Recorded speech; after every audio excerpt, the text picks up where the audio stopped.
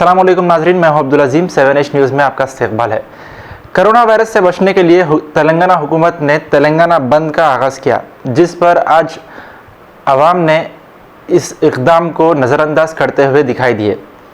Bhawaninagar police ने आज ऐसे ही कुछ लोगों को पकड़कर उन्हें काउंसलिंग दी और कहा कि अपने घरों से गैर ज़रूरी बाहर ना निकले। पेश है हमारे नुमाइंदे अकरम की ये रिपोर्ट।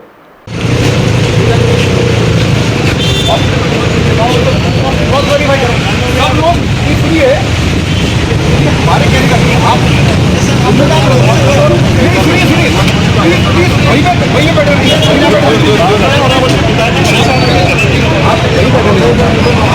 जिम्मेदार है।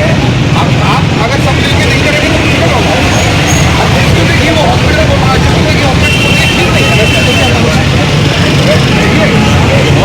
कोई दिक्कत नहीं, मगर ऐसे आप लोग बच रहे हैं। Doctor Mir Jawad Jar Khan, senior orthopaedic surgeon, advance operation theatre, ICU, digital x-ray, laboratory, physiotherapy, pharmacy, sharing और प्राइवेट रूम्स, लेडी डॉक्टर्स और डॉक्टर अर्जुमन सुल्ताना गैनाकोलॉजिस्ट की खिदमात हासिल।